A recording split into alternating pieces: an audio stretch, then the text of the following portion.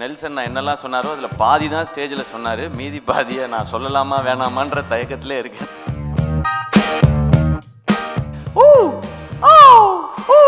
இப்படி தான் படமே பாப்பாப்ல. அது நெல்சன் நான் பேசும்போது அது கூட பழகுனவங்களுக்கு தெரியும், சில வார்த்தைகளை நம்ம பீப் போட்டு தான் எழுதணும். அதை அவர் இந்த நடுவில் சொன்னார்ல, ஏதோ ஹர்ட் பண்ணிட்டேன் அப்படிலாம் சொன்னார். அது ஹர்ட்லாம் பண்ணல. என்ன நடந்ததுன்னா, எனக்கு ஹீரோ ஆகணும்னு ஆசைனே. சிவா, எதுக்கு உங்களுக்கு இந்த வேலைலாம்?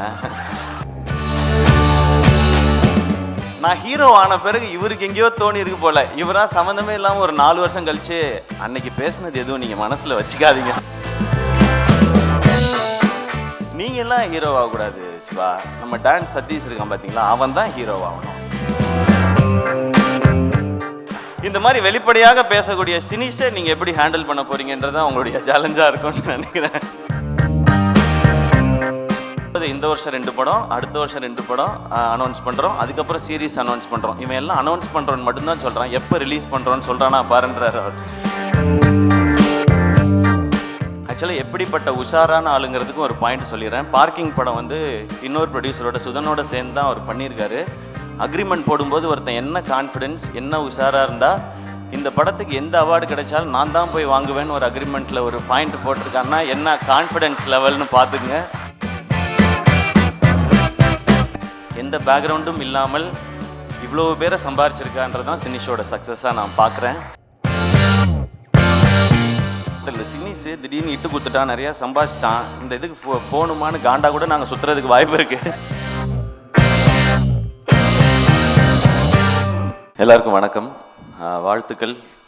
ஃபஸ்ட் வந்து சூப்பர் ஹீரோ டீமுக்கு and Arjun Das, wishing you speedy recovery. And இந்த படம் உங்களுக்கு பெரிய சக்ஸஸ் ஆகட்டும். அண்ட் நிஞ்சா, இது இன்னும் பேசிக் ஐடியா மட்டும் எனக்கு தெரியும் இந்த கதையோடது. ரொம்ப சுவாரஸ்யமாக இருந்தது. ஒரு நல்ல ஒரு என்டர்டெய்னராக ஒரு செம ஃபன்னோடு இருக்கிற படமாக இருக்கும். அண்ட் இதில் லீடாக நடிக்கிறது பாரத். அவர் ஃபோட்டோ போடல, அடுத்த போஸ்டரில் போடுவாங்கன்னு நினைக்கிறேன் நான். பாரத் தான் இவர் இங்கேருந்து நீ தான் கெட்டப் போட்டிருக்கேன்னு நினச்சிருக்காரு பாரத். பாரத்தோட போஸ்டர் தனியாக வரும். அந்த டீமில் இருக்கிற எல்லாருக்கும் என்னுடைய விஷஸ். அண்ட் கீழே உட்காந்து நெல்சன் நான் என்னெல்லாம் சொன்னாரோ அதில் பாதி தான் ஸ்டேஜில் சொன்னார், மீதி பாதியை நான் சொல்லலாமா வேணாமான்ற தயக்கத்திலே இருக்கேன் நான். அண்ட் சினிஷோடு சேர்ந்து இந்த படத்தை தயாரிக்கிற இந்த முடிவை எடுத்ததற்காக உங்களுக்கு வாழ்த்துக்கள் சாய் பிரதர். இதில் நீங்கள் படம் எடுக்கிறது எனக்கு தெரிஞ்சு படம் நல்லா எடுத்துறது அது ஷுவராக ஹிட் ஆகிடும், அது எல்லாமே இருக்கும். ஆனால் சினிஷை சமாளிக்கிறது தான் ஒரு பெரிய ஒரு சேலஞ்சிங்கான ஒரு டாஸ்காக இருக்கும். ஏன்னா ஆல்வேஸ் ஹைப்பராக இருக்கிற ஒருத்தர். சினிஷ்ட ஃபஸ்ட்டு பிடிச்சது என்னென்னா அவர் ஒரு அமேசிங்கான ஆடியன்ஸ். எந்த படத்துக்கு தியேட்டரில் போய் அவரோட உட்காந்து பார்த்தீங்கன்னாலுமே இப்படி தான் படமே பாப்பாப்ல. இவன் யாரா நம்ம பக்கத்தில் உட்காந்து கராத்தே பழகிறான் அந்த மாதிரி இருக்கும் அது. ஸோ அவ்வளோ ஒரு என்னது சூப்பராக இருந்துச்சு, இதில் படம் நல்லா இருந்துச்சு, சூப்பராக இருந்துச்சுன்னு. ஸோ எல்லா படத்துக்கும் அப்படி தான் சொல்லுவார். ஸோ அவர் படத்துக்கு நம்ம எல்லாரும் அப்படி சொல்லுவோன்னு நான் நம்புகிறேன்.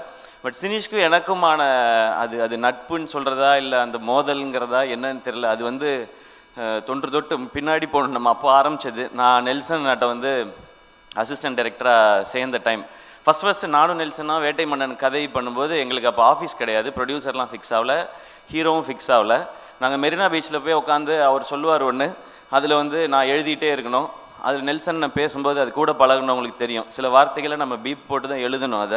அதை போட்டு நான் எழுதிட்டு இருந்த காலகட்டம். அப்புறமா ஆஃபீஸ் போட்ட பிறகு அருண்ராஜா வந்து சேர்ந்தான், அப்புறமா வந்து சேர்ந்தார் சினிஷ். அவரோட ஃப்ரெண்டுன்றது ஓரளவுக்கு தெரியும். அவர் அந்த நடுவில் சொன்னார்ல, ஏதோ ஹர்ட் பண்ணிட்டேன் அப்படிலாம் சொன்னார். அது ஹர்ட்லாம் பண்ணல. என்ன நடந்ததுன்னா, நாங்கள் அந்த ஆஃபீஸில் இருக்கும்போது ஒரு நாள் சொன்னார், நீங்கள் என்ன ஆகணும்னு ஆசைப்படுறீங்க சிவா அப்படின்னு கேட்டார்.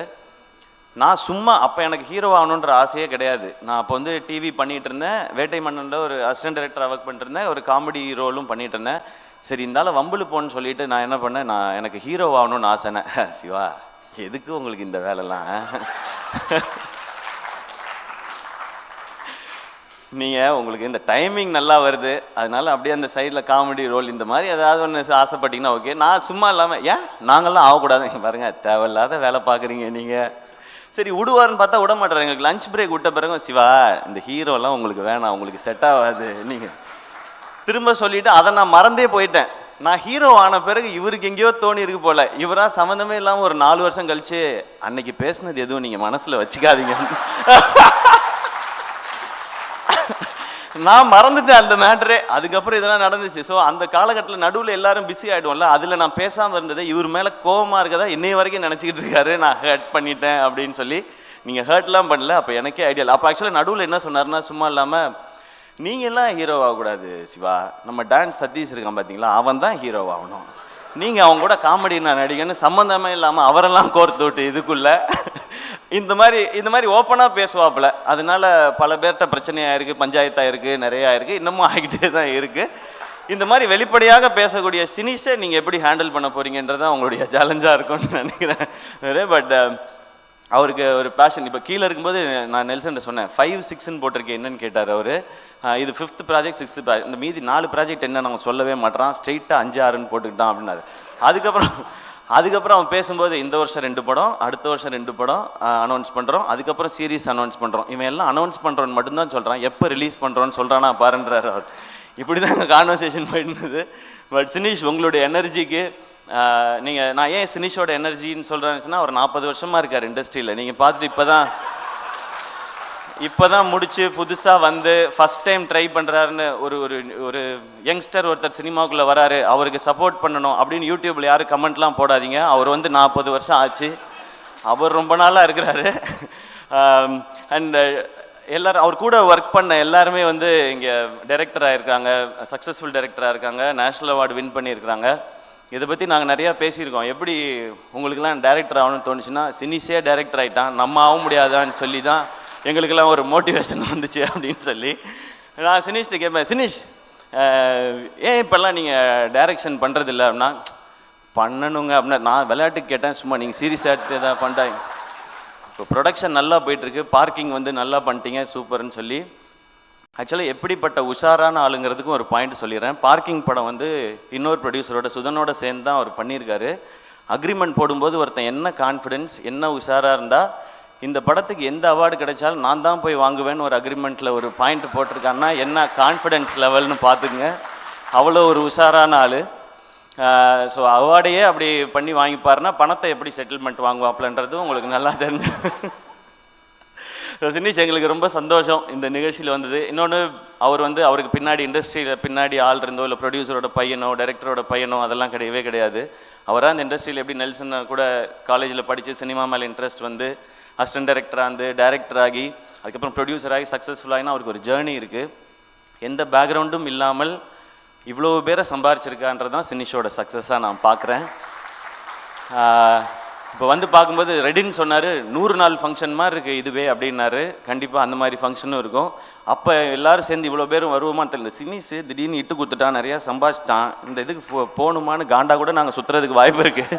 அதனால இப்போயே நாங்கள் வாழ்த்திக்கிறோம்.